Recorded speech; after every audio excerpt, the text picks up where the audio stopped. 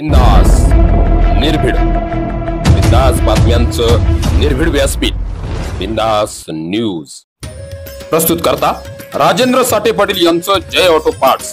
सर्व प्रकारच्या वाहनांचं स्पेअर पार्ट मिळण्याचं एकमेव ठिकाण सटाणा पाटा समृद्धी महामार्गा शेजारी गंगापूर रोड वैजापूर जिल्हा छत्रपती संभाजीनगर। नमस्कार बिंदास। आज आपण वैजापूरच्या महासंग्रामामध्ये बिंदास कट्टा हा एक शो आयोजित केलेला आहे।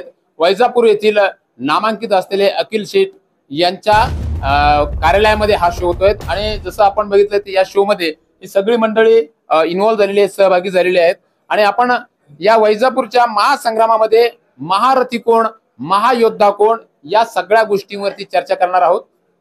तर वैजापूरमध्ये ज्या ज्या गोष्टी घडत आहेत त्या सगळ्या महत्त्वाच्या गोष्टी ज्या आहेत राजकीय महासंग्राम ज्याला आपण म्हणतो त्या विषयावरती आपण आज चर्चा करणार आहेत। खास करून आजच्या चर्चासत्रामध्ये आपण जे सहभागी केलेले जे काही नेते मंडळ आहेत त्यामध्ये अखिल शेठ आहेत, हिकमत काका आहेत, यासोबतच युनुस खान आहेत, मजर फिरोज खान आहेत, याबरोबरच मजर भाई आहेत, मजिद शेठ कुरेशी आहेत, सुलतान भाई कुरेशी आहेत, आणखी काजू काजी आहेत आणि आपल्यासोबत आणखी अशरफ मिस्त्री आहेत आणि असे अनेक दिग्गज आहेत, जुबेर भाई आहेत बाजूला। तर या सगळ्यांची नावं मला माहित नाहीये, तर मी जसं तुमच्याकडे येईल त्यावेळेला तुम्ही तुमचा परिचयाचा आपण शोला सुरुवात करूया। तर सगळ्यात पहिला प्रश्न आपला हिंदी में बोलूया मराठी में? सगळ्यात पहिला प्रश्न आपला सुलतान भाईकडे आहे। काय सांगाल, आता सध्या जातीय समीकरणावरती जास्त भर दिला जातोय आणि जातीयवाद पेटवून कुठेतरी वैजापूरमध्ये असलेली ही शांतता भंग करण्याचा प्रयत्न केला जातोय, काय वाटतं तुम्हाला? शांतता काही भंग होणार नाहीये। दिनेश भाऊ जे त्यांच्या बरोबर 2006 मध्ये नगरपालिकामध्ये मी सदस्य होतो, त्यांच्या बरोबर काम करत संधी भेटली। फार चांगले काम करते, समजे समाजाला संघ घेऊन जाणारा माणूस आहे। जसा वैजापूरचा विकास झाला तर आमदार 100% होणार आहे, आमदार झाले तर पुरे तालुक्याचा विकास होणार आहे। आता जसं तुम्ही सांगितलं की 3 उमेदवार या लढतीमध्ये आहेत, प्रामुख्याने महाविकास आघाडीकडून जर बघितलं तर डॉक्टर दिनेश परदेशी शिवसेना उद्धव बाळासाहेब ठाकरे या पक्षाकडून आहेत। दुसरे उमेदवार जर म्हटलं तर महायुती एकनाथ शिंदे यांच्याकडून जे सहकारी म्हणून चर्चेत आहेत प्राध्यापक रमेशजी बोरणारे जे विद्यमान आमदार आहेत आणि अपक्ष उमेदवार एकनाथराव जाधव आहेत, जेजूरकर असे अनेक लोक आहेत। आपण काय सांगाल, नेमकं कुठला चेहरा जास्त चर्चेत राहिलाय आणि कुठला चेहरा या वेळेला बाजी मारेल आणि कुठल्या बेसवरती कुठल्या मुद्द्यांवरती अनुसरून या निवडणुकीला सगळेजण उतरले आहेत?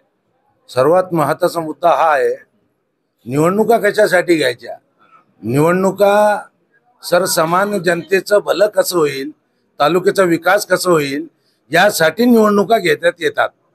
पण दुर्भाग्याची गोष्ट ही आहे की युती ही फक्त जातीपातीच्या नावावर निवडून येण्याचा प्रयत्न करत आहे आणि महाविकास आघाडी ही धर्मनिरपेक्षतेने सर्व जाती धर्मांना बरोबर घेऊन तालुक्याचा विकास करण्यासाठी मैदानात उतरलेली आहे। आणि म्हणून या तालुक्यातील प्रत्येक खेड्यापाड्यामध्ये शहरामध्ये आपण जे उत्साह बघता यावरून स्पष्ट जाणवतं की राज्यामध्ये आघाडीचं सरकार येणार आहे आणि वैजापूरमध्ये 101% आघाडीचे उमेदवार माननीय डॉक्टर दिनेश परदेशी हे निवडून येणार आहेत। आणि म्हणून याला कोणीही रोखू शकत नाही। कितीही जातीपातीच्या नावावर आपण काही उद्योग केलं तर जनतेने ठरवलेलं आहे की जातीपातीला थारा न देता विकास करणाऱ्याला आणि सर्वांना आपलं वाटणारा, सर्व जाती धर्मांना बरोबर घेऊन जाणारा 25 वर्षापासून या नगरपालिकेमध्ये राज्याच्या लेवलवर केंद्राच्या लेवलवर या वैजापूरचं नाव लौकिक करून फार मोठं काम या नगरपालिकेच्या माध्यमातून डॉक्टर दिनेश परदेशी यांनी या वैजापूरचं नाव लौकिक केलेलं आहे।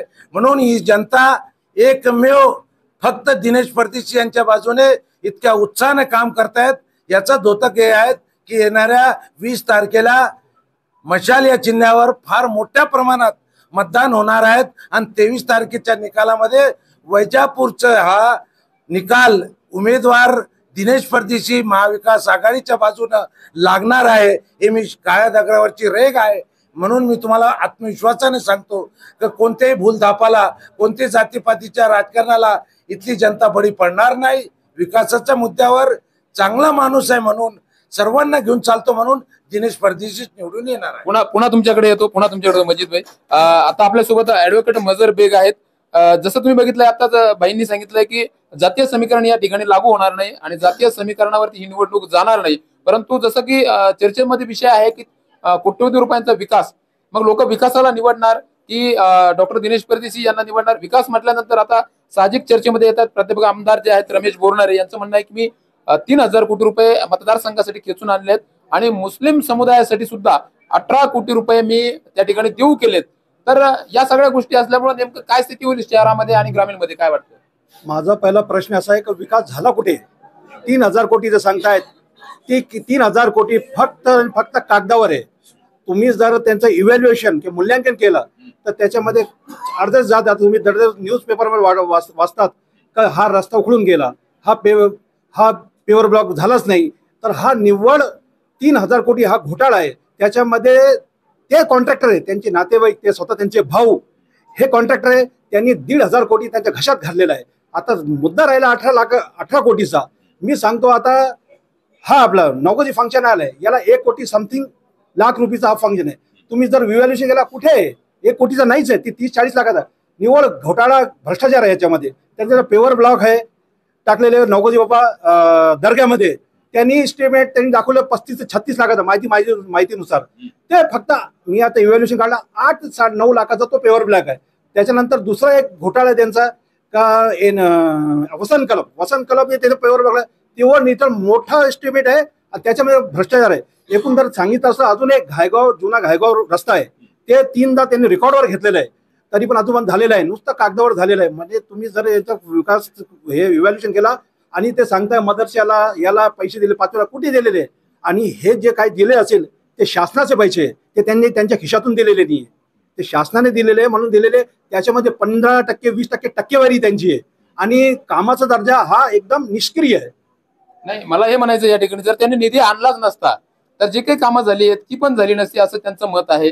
तर मग विकास रखडला गेला असता असंही ते म्हणतात. असंच नाहीये. कोणताही तुम्ही जर विचार केला कोणताही आमदार होतो, म्हणजे 288 मतदारसंघ आहे, 288 महाराष्ट्रामध्ये ते 288 आमदार लोक असतात, त्यांना प्रत्येकाला निधी असतो. ठीक आहे, आता हे आभाळ कोसळला, ढगफुटी झाली, आभाळ कोसळला, त्यांनी आणलं हे. नाहीतर तुम्ही जर विचार केला तर सगळं आमदार महाराष्ट्रामध्ये जे रेग्युलर आमदार असतात, म्हणजे आता हे विषय सोडून द्या, प्रत्येकाला एक विकास निधी असतो आणि त्या विकास निधीने तो आमदार काम करतो. याच्या अगोदर विनायकराव पाटील अण्णांनी विकास केला, स्वर्गवासी विनायकराव पाटील अण्णांनी, स्वर्गवासी कैलास पाटीलने विकास केलेला आहे. याच्यानं आर्यम वाणी साहेबांनी 15 वर्ष आमदार त्यांनी विकास केलेला आहे. विकास होतो फक्त कमी जास्त प्रमाणात, पण त्याच्यामध्ये त्यांनी एक विशिष्ट म्हणून आपला जवळचा मुख्यमंत्री आहे त्याच्याकडून जास्त निधी आणला, ते कशासाठी? विकासासाठी नाही, ते भ्रष्टाचार करण्यासाठी, मोठा भ्रष्टाचार करण्यासाठी. आणि याचे भ्रष्टाचार कोण आहे? म्हणजे आपल्या खिशात 3,000 कोटीपैकी 15,000 कोटी कशी येतील आणि बोगस कामं कसं दाखवतील. आता मी ना सांगत आहे, तुम्ही आजचा लोकमत आहे, 2-3 लोकमत आहे, मला वाटतं अजून 2-3 वर्तमानपत्र, त्याच्यावर रस्त्याचं मूल्यांकन आलेलं आहे का तिथे रस्ते झाले आणि 3 महिन्यात उखडले, कुठे पेवर ब्लॉक झाले, हलताय पेवर ब्लॉक, म्हणजे निव्वळ भ्रष्टाचार केले. आता यांची म्हणजे दिनेश परदेशी निवडून 100% आलेलेच आहे, फक्त लीड आपल्या किती आहे याचं उदाहरण बघा तुम्ही. कालचा जो मुख्यमंत्र्याचा जो कार्यक्रम होता त्याच्यामध्ये एक माझी नगरसेवकाने, मी नाव सांगत नाही, निव्वळ पोट्ट्यावानी जशी भाषा असते तशी भाषा वापरलेली आहे. हे कोण आहे? खुट्टा घालून येणारे आहे, आम्ही असं आहे, ते एमआयएमची टीम आहे. कोण एमआयएमची टीम आहे? आम्ही सगळं समाजसेवक. बरं, अखिल शेठ जे आहेत ते एमआयएमच्या तिकिटावर लढले मागच्या वेळेला. नाही, कोण म्हणतोय? नाही, अपक्ष होते. नाही, त्यांचा ते काय म्हणतील, पाठिंबा घेतला त्यांनी अखिल शेठ. काय म्हणतील? ते म्हणतील तर ते बिल क्लिंटनच्या पक्षाने लढले, रिपब्लिकन पक्षाने लढले असं म्हणतील, तर आम्ही थोडी मानणार आहे. अखिल शेठ अपक्ष पडले लढले, आणि याचं कारण असं आहे, त्यांचं असं म्हणणं आहे की अखिल शेठ म्हणजेच एमआयएम होती, म्हणून ते आरोप करतायत की अखिल शेठ यांच्या मागे जी मतं मिळाली ती मुस्लिम बांधवांची मतं होती आणि त्यांचा नजरिया जो आहे तो कदाचित एमआयएमच्या दृष्टिकोनातून पाहण्याचा असावा, त्यामुळे त्यांनी तसा आरोप केला. मी तुम्हाला सांगतो, अखिल शेठचं राजकारण हे 80% समाजकारण, 20% राजकारण आहे. तुम्ही यांच्या घरी बघा, 365 दिवस हे सगळं समाजकारण करतात. तर लोक गोरगरिबासाठी, लग्नासाठी पैसे देतात. आता मी हे सांगायची गोष्ट नाही, हे पुण्याचं काम, हे सांगायची गोष्ट नाही. आता तुम्ही प्रश्न विचारला, अजून विरोधक म्हणतील का वकील साहेबांनी असंच प्रश्न आहे. हे समाजकारण आहे. गोर गरीब, मौत मट्टी, त्याच्यानंतर लग्न, सगळं बाळंतपणापासून ते खर्च करतात गोरगरिबांमध्ये. तुमच्याकडे पुन्हा येतो तुमच्याकडे मजरभाई. आपल्यासोबत हिकमत काका आहेत. शहराकडे पाहिलं जातंय की शहरामध्ये डॉक्टर दिनेश परदेशी यांना लीड राहील असं त्यांचं म्हणणं आहे. आमदार जे आहेत प्राध्यापक रमेश बोरणारे ते म्हणतात की मी सगळ्या समाजासाठी काम केलंय आणि सगळ्या समाजाला मी निधी देऊ केलाय, त्यामुळे शहरामध्ये जे प्राबल्य आहेत ते माझंच असणार आहे असं ते सांगतायत. काय सांग तुमच्या बरोबर जे प्राबल्य आहे शहरामध्ये, जे जोर तुम्ही दाखवू राहिले, जर तुम्हाला लोक पसंत करत असेल तर तुमच्या बाजूने जे ठेकेदार फिरले नसते. वैजापूर नगरपालिकेच्या माध्यमातून डॉक्टर दिनेश परदेशी यांनी इतका विकास केलेला आहे का त्याचा उल्लेख करणं म्हणजे त्याला कमीत कमी 2 ते 3 तास लागणार. त्या नगरपालिकेमध्ये भ्रष्टाचार झाल्याचं ते सांगतात. मोकाट जनावर असल्याचं डॉक्टर राजीव डोंगरे सांगतात. हा भ्रष्टाचार नाही, मोकाट जनावर हा भ्रष्टाचार नाही, कंत्राट दिला जातं असं त्यांचं म्हणणं आहे. काही नाही. नगरपालिकेच्या जे माध्यमातून जे ते काम करतात ते एक्स्ट्रा म्हणून ते काम करतात. नगरपालिका जी आहे लोकांच्या सुरक्षेसाठी आहे. नगरपालिकेमध्ये दुसरा एक मुद्दा त्यांनी उपस्थित केलाय डॉक्टर डोंगरे यांनी की जारच्या पाण्यासाठी लाखो रुपये, एक पंचवार्षिकची निवडणूक होईपर्यंत जारच्या पाण्यासाठी लाखो रुपये खर्च होतात असं त्यांचं म्हणणं आहे. तर त्यावरती नगरपालिका काम करत नाही असा आरोप त्यांनी केलाय.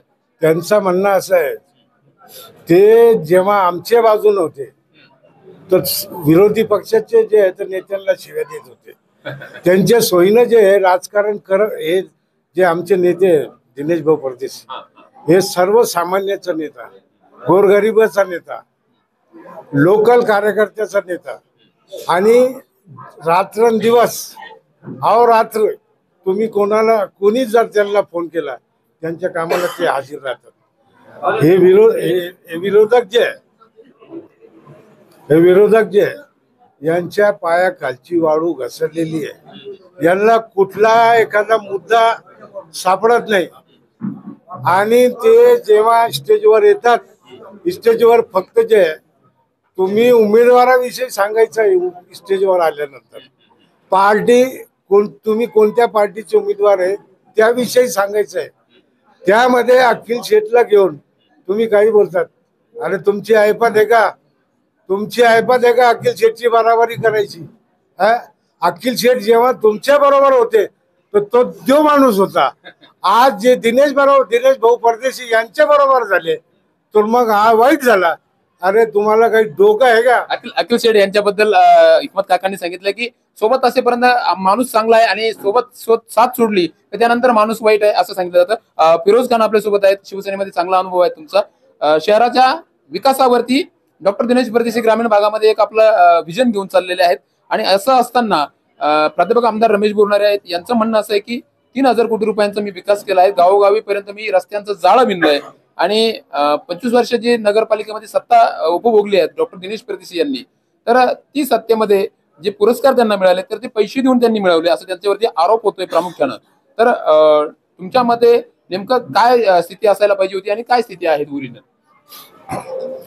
पहले बात तो एक है कि यहाँ पर जो दरगाह बेस में जो हॉल बना है और जो गेट बना हो, यहाँ पर जो चर्चा करते हो कि विकास का काम, ये विकास जब कर रहे थे तब कौन से पक्ष में थे? ये 2.5 साल पहले सत्ता किसकी थी? उद्धव साहब जब मुख्यमंत्री थे तो नगर विकास किसके पास में था और इन्होंने ये फंड कहाँ से लाए? जब तो नगर विकास जो है तो एकनाथ शिंदे जी की तरफ था. तो वो तब कौन से पार्टी में थे? वो भी तो उद्धव ठाकरे के साथ ही थे ना. फिर उनका ही फंड ला करके आज वही फंड पे आगे बता रहे तुमने 1,000 करोड़ रुपए का काम तुम्हारे अभी पीछे से लाए, पहले काम उसमें मिलाकर क्यों बता रहे आप? आपने पर्सनल एकनाथ शिंदे के टाइम में जो लाए वो बताओ. अभी तो डॉक्टर दिनेश परदेशी जो है अभी मैदान में उतरे तो उनके साथ में जो है तो उनका कहना है जो है कि मुस्लिम जो समाज है, मोमिडन जो समाज है, मुस्लिम समाज के जो लोग है तो मुस्लिम समाज के लोगों के जो वोट है उनके बलबूते पे वो चुनाव लड़ रहे हैं. ऐसी जो है तो प्रत्याशी जो उम्मीदवार है उनके कुछ साथीदार है तो अपने जो के संभाषण है तो वो आई दिन वो हर संभाषण में ये बात बोलते हैं कि मुस्लिम समाज के भरोसे के ऊपर डॉक्टर दिनेश परदेशी चुनाव लड़ रहे हैं. ऐसा थोड़ी होता है. हर समाज जो जिसके उसके समाज का काम होता है. अब तुम बोलेंगे मुस्लिम समाज का 18 करोड़ का काम किया, एक ही बात को बार बार बोलेंगे. तुम्हारे घर से काम किया है क्या? ये भी तो फंड गवर्नमेंट का ही है ना. गवर्नमेंट ने तुम्हारे को निधि दी है ना, हर समाज के लिए रहती है निधि. चलो उनकी बात छोड़ते हैं तो अब तक किसने फंड दिया, किसने काम किया मुस्लिम समाज के लिए? अभी हॉल के लिए जो भी पैसा आया जब एकनाथ शिंदे थोड़ी थे मुख्यमंत्री थे, जब मुख्यमंत्री उद्धव साहब थे, उनके ही निधी से उधर से आया था उस टाइम में। तो आता आपल्यासोबत अखिल शेठ आहेत, आपण त्यांना सुद्धा विचारणार आहोत। आप जो गई वाली जो विधानसभा है तो आप चुनाव लड़े थे, तब आपको कितना वोट मिला था? अभी आज जो आप डॉक्टर दिनेश प्रदेश के साथ में है, तो उस वोटों में कुछ बढ़ोतरी हुई या फिर कुछ कम ही हो गई, उसमें क्या बोलेंगे? मैं इलेक्शन जब लड़ा तो उस टाइम मैं वंचित से खड़े रहने वाला था। हाँ। लेकिन मेरे को टिकट नहीं मिलने से मैं अपक्ष खड़ा रह गया। हाँ। और मैं कम से कम 25-30 साल से काम करता आर्य मोहनी साहब के साथ। मैं आर्य मोहनी साहब का ही कार्य करता था और मैं बोला अपन 25 साल से काम करते, लोगों को अपन काम करे, अपने को तो बहुत ख्वाहिश थी कि भाई साहब नहीं है तो मैं आमदार बनूंगा, लेकिन मेरे को टिकट नहीं मिला। टिकट नहीं मिलने की वजह से मैंने अपक्ष खड़ा रहेगा। मेरे को बहुत लोगों ने बोले तुम काहे खड़े रहते, ये रहते, तो मैं बोला नहीं, मैं खड़े रहने वाला। मेरे को आजमाना है। मैं जब सेवा करता लोगों की, काम करते, तो लोगों मेरे को चुन के देंगे। मेरे को अगर टिकट मिल जाता तो भगवान की कृपा से मैं चुन के आया होता सर, लेकिन नहीं भी रहा, मिला लोगों को। मैं उसके बाद मैं 5 साल कंटिन्यू काम करते रहा। मेरे को खड़े रहना ही था, खड़ा रहना था मेरे को। लेकिन अभी ये चुनाव में खड़े रहना था मेरे को, ऐसी कोई बात नहीं थी। लेकिन कुछ जो फिर मेरे और डॉक्टर साहब की मुलाकात हुई, मुलाकात के अंदर जब बैठक हुई तो बोले भाई तुम खड़ रहे हो या मैं रहता। तो मैं बोला साहब आप पिछले बारी में खड़े नहीं थे, अगर मैं खड़ रहा है तो तुम भी नहीं आएंगे और मैं भी नहीं आऊंगा। मेरा इरादा है कि आप खड़े रहो। डॉक्टर साहब को मैं बोला आप खड़े रहो, भगवान की कृपा से आप चुन के आ जाएंगे। मैं बोला हम पूरी तन मन धन से काम करेंगे आपका। उस टाइम आपको कितना वोट मिला था? मेरे को 22,600 कुछ वोट मिले था। प्रत्याशी जो उम्मीदवार है तो उनके जो साथीदार है अपने सभा में वो बोलते रहते हैं कि अखिल शेठ की जो है तो उनके साथ में पूरी एमआईएम थी, एमआईएम की टीम है अखिल शेठ की टीम। तो अभी एमआईएम का साथ लेकर डॉक्टर दिनेश प्रदेश ये चुनाव लड़ रहे हैं।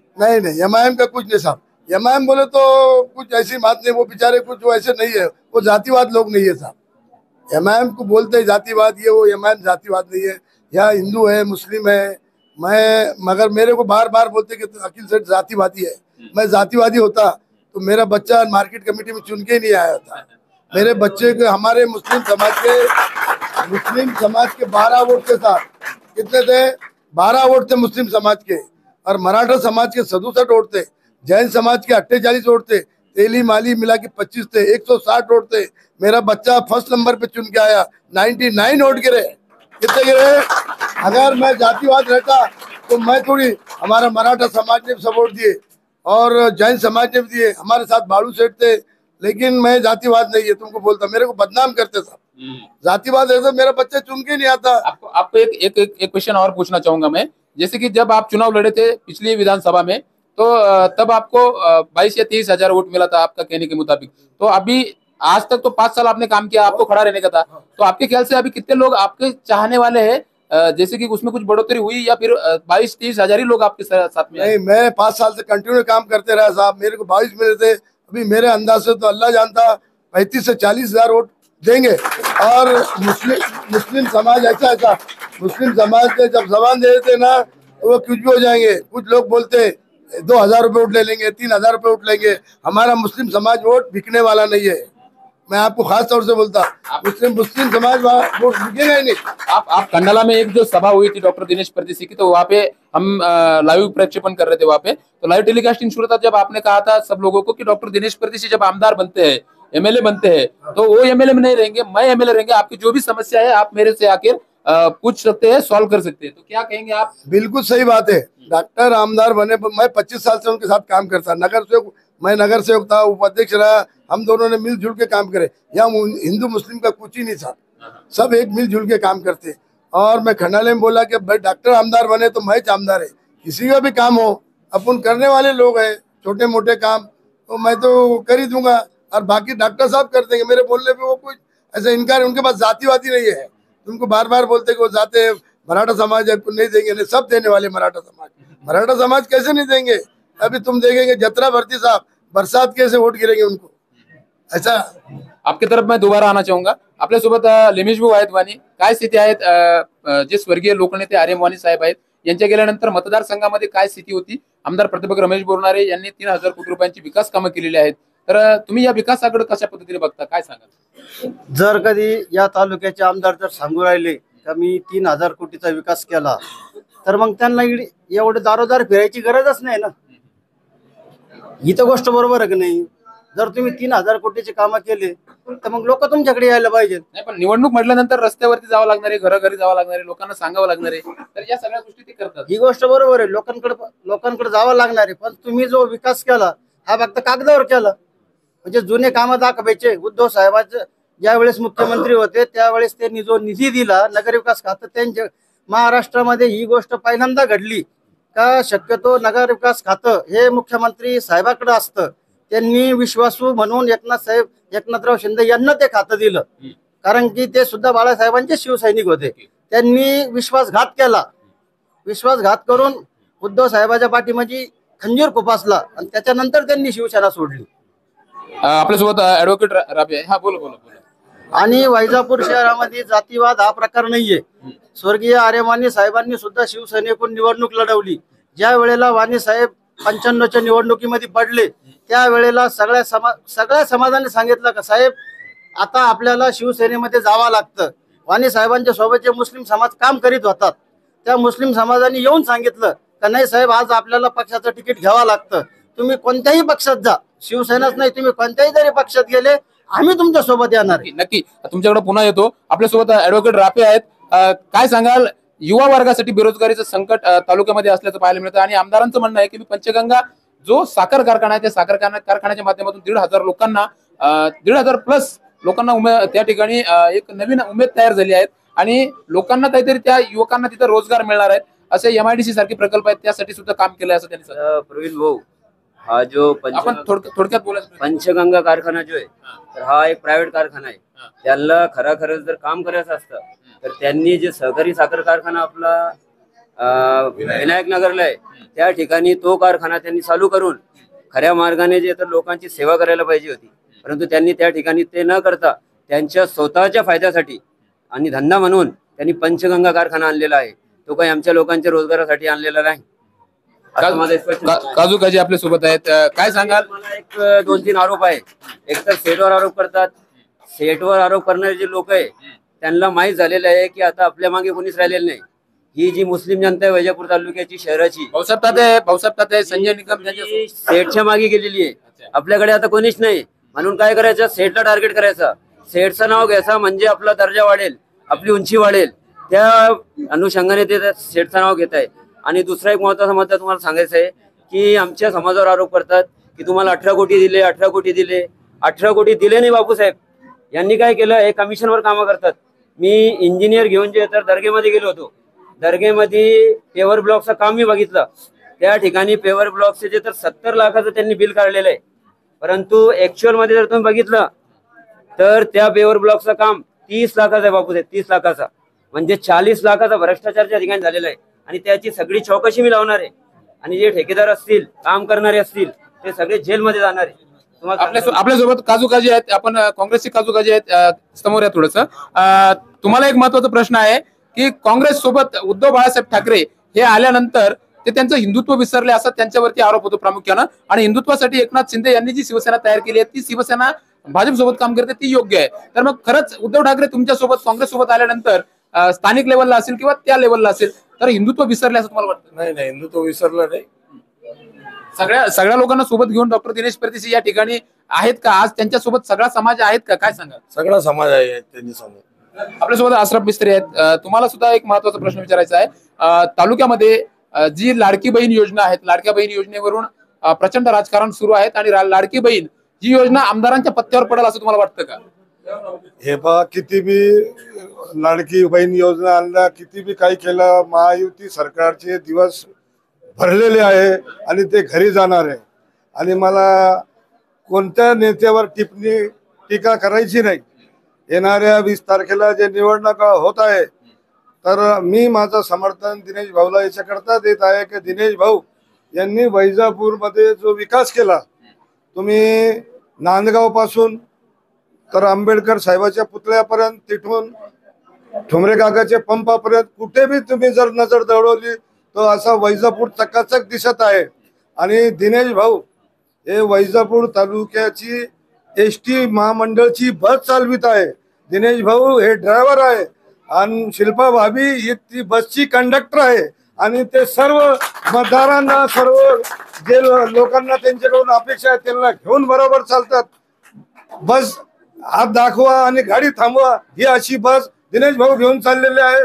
म्हणून हा जनतेचा लोढा दिनेश भाऊच्या पाठीमागे आहे. आणि येणाऱ्या 20 तारखेला सर्व दिनेश भाऊलाच पडद्यांना मिळणार आहे. या ठिकाणी अशरफ मिस्त्री यांनी सांगितलेलं आहे. आपल्यासोबत अखिल शेठ जे आहेत त्यांचे चिरंजीव आपल्यासोबत आहेत.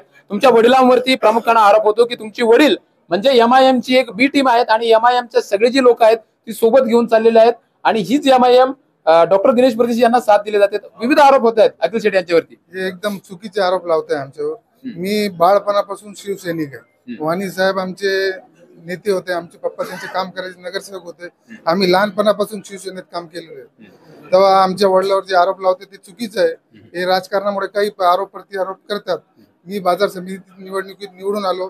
160 मतदान होते, त्याच्यात 65 मराठा समाजाचे होते, 48 जैन समाजाचे मतदान होते, 13 मत तेडी समाजाचे होते आणि 160 मतांपैकी मला 99 मतदान भेटले. तर आम्ही जातीवाद असते तर हे लोक आम्हाला मतदान केलं असतं का? आमचे मुस्लिम समाजाचे फक्त 12 मत होते, मला 99 मतं भेटले. आणि आम्ही वैजापूर तालुक्यात सप्ताह असो, गणेश उत्सव असो, नवरात्र उत्सव असो, आम्ही सगळ्या कार्यक्रमात आम्ही मदत करते. माझे वडील आम्ही पंगत देतो जेवायची सगळ्या कार्यक्रमात. क्रांती मित्र मंडळाची जी क्रांती नवरात्र उत्सव असतो आम्ही त्याच्यात पण पंगत देतो सगळे. आम्ही जातीवाद असतो हे केला असतं का? आता वैजापूर मध्ये एवढा मोठा सप्ताह झाला, आम्ही तिथे देणगी दिली.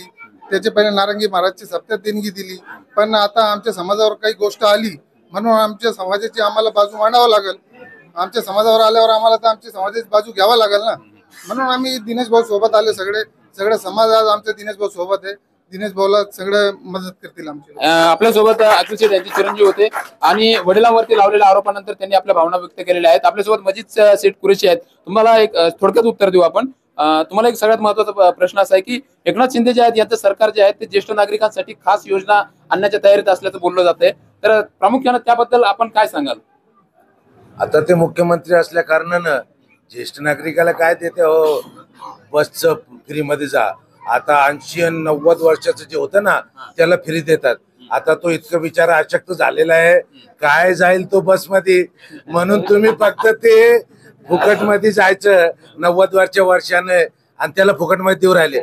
आम पोरांना तरुणांना फ्री करायला पाहिजे. त्यांना नोकरी द्या, त्यांना काही काम दाखवा तर ते काही आहे. वयस्करांना आम्ही देऊ आणि ST महामंडळामध्ये फ्री. हे काय फ्री काय नाही. मजर भाई थोडक्यात उत्तर द्या. तुम्हाला एक महत्वाचा प्रश्न असा आहे की महायुती सरकार जे आलंय एकनाथ शिंदे आणि देवेंद्र फडणवीस, अजितदादा पवार या सगळ्यांच्या साथीनं, तर त्यांचं असं म्हणणं की आम्ही वेगवेगळ्या योजना आणल्या आहेत. लाडकी बहीण योजना जी आहेत त्या योजनेच्या आधारावरती बऱ्याचशा लाडक्या बहिणी ज्या आहेत त्यांना मतदान करतील अशी त्यांना अपेक्षा आहेत. थोडक्यात उत्तर द्या. हे फक्त फसवेगिरी आहे. तुम्हाला माहित आहे कोणतीही योजना आणण्याच्या अगोदर नीती आयोगाची मंजुरी पाहिजे.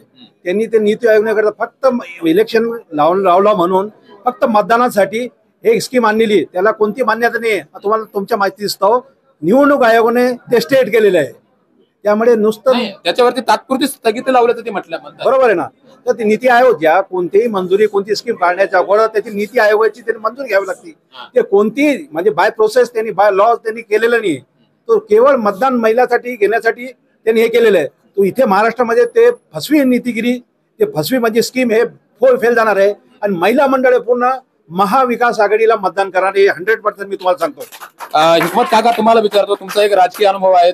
शहरामध्ये अनेक निवडणुका तुम्ही पाहिलेल्या आहेत आणि प्रामुख्याने या वेळेला शहरामध्ये कुठल्या महत्वाच्या मुद्द्यांवरती विरोधक आणि सत्ताधारी दोन्ही गोष्टी, जसं आपण बघितलं तर डॉक्टर दिनेश परदेशी आणि प्राध्यापक रमेश बोरणारे, एकनाथराव जाधव यासोबत आणखी लोक आहेत जे आक्रमक होत आहेत, ते कुठले महत्वाचे मुद्दे जे झाले आहेत आणि कुठले महत्वाचे मुद्दे व्हायला अपेक्षित आहे? सर्वात महत्वाचा मुद्दा असा आहे का दोन्ही उमेदवारांमध्ये डॉक्टर दिनेश परदेशी यांचा जे कॅरेक्टर आहे तो एकदम क्लीन चिट. आमदारांनी असं काय केलंय? आमदारांचं पण कॅरेक्टर कसं आहे? त्यांनी पण समाजासाठी काम केलंय. त्यांनी सर्वसामान्य बरोबर न्याय दिलेला नाही. त्यांनी आतापर्यंत जे आहेत मोठे मोठे लोकांना घेऊन चाललेले त्यांना रोजगारचं जे त्यांनी कधी विचारलेलं नाही. दिनेश परदेशी एक असा माणूस आहे, एखाद्या गरीबाची मयत झाली, एखाद्या गरीबाच्या घरी कार्यक्रम झाला तो लगेच पडून त्यांच्या कार्यक्रमामध्ये हजर होतो, त्यांना विश्वास देतो, काळजी करायची नाही, मी तुझ्या पाठीशी आहे. मग या पद्धतीमध्ये या परिस्थितीमध्ये एखादा गरीब कार्यकर्ता दिनेश भाऊ परदेशी यांच्या बरोबर नाही राहणार, मग कोणाच्या बरोबर राहणार? नक्कीच हिकमत काकांनी सांगितलंय. आणि आता एक आपण जाता जाता एक महत्वाचा प्रश्न जनतेच्या मनामध्ये सुद्धा आपण विचारणार आहे. यावेळेला हिंदू आणि मुस्लिम अशा पद्धतीचं एक जातीय तेढ निर्माण करण्याचा प्रयत्न केला गेलाय राजकीय वलयामध्ये, आणि महासंग्रामामध्ये याचा कुठला परिणाम होईल? खरंच हिंदू आणि मुस्लिम हे जी मतं आहे त्याची विभागणी होईल का? काय वाटतं तुम्हाला? नाही, विभागणी नाही होणार. का म्हणून वजापूरचा इतिहास आहे, वजापूर शहरामध्ये कधी ऍक्शन झाला नाही, हिंदू मुस्लिम कधी झाला नाही. हे लोक करणार आहे. आता MIM वाले सांगते आमच्या अखिल शेठला, आम्ही MIM ला आम्हीच वजापूर तालुक्यातून हद्दपार करून टाकलं. MIM राहिली पुढं. आणि माझा एक प्रश्न आहे, भाऊसाहेब तात्या चिकटगावकरला इस्टेटवर सांगितलं 120 कोटी रुपये मुस्लिम समाजला गेले निधी. त्यांनी आता 2 दिवसा अगोदर सांगितलं. मग 102 कोटी 18 कोटी बोलतोय. 120 कोटी तुम्ही ऐका, 102 कोटी आमचे चोरी नेले कोणी? मुस्लिम समाजाचे. एवढं आम्हाला सांगा. आणि परत 15-20 दिवस अगोदर दोन्ही मद्रसेला 2.5 कोटी रुपये होते. आता त्याच इस्टेटवर 5-5 कोटी रुपये झाले. हे दर्गा बेस वरून विचारतो मी. आपली शेतकरी खंडीर समर्थक दर्गा बेस वालेला तुम्ही सांगते ना, दर्गा बेस मधून उभं राहून मी विचारतो, आमचे 120 कोटी रुपये तुम्ही आम्हाला दिले, तर 102 कोटी रुपये चोरून कोणी नेले? चला तुम्हाला एक महत्वाचा प्रश्न विचारतो. डॉक्टर दिनेश परदेशी, प्राध्यापक रमेश बोरनारे आणि एकनाथराव जाधव या 3 लोकांपैकी कुठल्या व्यक्तीचा स्वभाव चांगला आहे? आता तुम्ही साहजिक आहे डॉक्टर दिनेश परदेशी यांचं तुम्ही चाहते आहेत, तर आपण डॉक्टर दिनेश परदेशी यांना बाजूला ठेवू. आणि प्राध्यापक रमेश बोरनारे आणि एकनाथराव जाधव दोघांमध्ये स्वभावामध्ये कुणाचा फरक आहे, कुणाचा स्वभाव चांगला आहे, काय सांगा? आमच्या 5 वर्षामध्ये दोन्ही नेत्याने आमच्या सगळं संपर्क केलाच नाही. आम्हाला त्यांचं माहिती नाही त्याचे स्वभाव चांगले आहेत काय. आमच्या संग संपर्क केला असतं तर आम्ही सांगितलं असतं, भाऊ हा चांगला आहे, हा खोटा आहे, हा सरळ सांगतो, हा कोणी आमच्याकडे संपर्क केलाच नाही ना. आपल्यासोबत शेवटी जातात अखिल शेठ यांना एक शेवटचा प्रश्न आहे तुमच्यासाठी. ही जी निवडणूक होते, या निवडणुकीमध्ये जरांगे फॅक्टर जो आहेत, मनोज पाटील जरांगे फॅक्टर जो आहेत, त्या फॅक्टरचा झटका नेमकं कुणाला बसणार आहेत? कारण जरांगे पाटील एकीकडे जर बघितलं तर एक मेसेज पसरवला जातोय की पाडा, आणि दुसरीकडे आता असा विषय आहे की जर पाडायचं तर मग मराठा मतदार जो आहेत, तर तो मतदार डॉक्टर दिनेश परदेशी यांच्याकडे जाईल का? यांना तो मतदान करेल का? म्हणजे जो मराठा वोटर है वो डॉक्टर की तरफ जाएंगे या फिर बोरनारे सर जो है उनको वोट देंगे? जो वोट जो है महाविकास आघाड़ी के साथ जाएंगे साहब, महाविकास आघाड़ी के साथ जाएंगे.